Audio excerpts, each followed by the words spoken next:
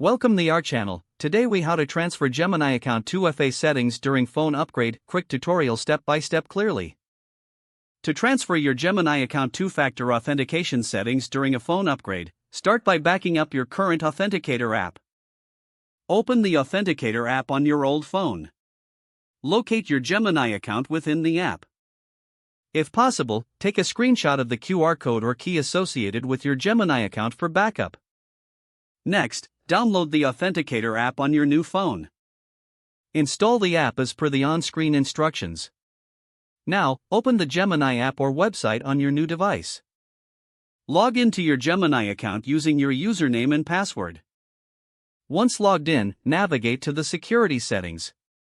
Look for the option to disable two-factor authentication temporarily. Follow the prompts to turn off 2FA. Next, re-enable two-factor authentication on your account. This action will generate a new QR code or key. Now, open the Authenticator app on your new phone. Use the app to scan the new QR code or manually enter the key. Confirm that your new device can generate codes.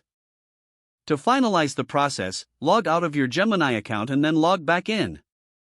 Test the two-factor authentication to ensure it works correctly on your new phone. Once everything is set up, you can securely dispose of the old device or reset it. You have now successfully transferred your Gemini account two-factor authentication settings.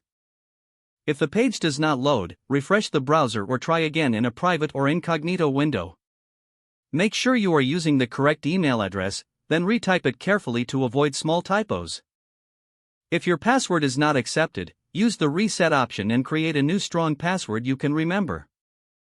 Check your spam folder for verification or security emails, then complete any requested confirmation steps.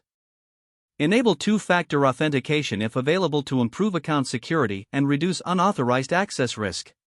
After signing in, review your profile details so your contact information and settings are accurate and current.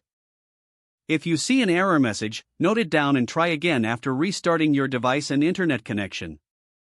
Log out when you finish, especially on shared devices, to keep your account and payment information secure. Don't forget to like this video and subscribe to our channel for more step-by-step tech guides.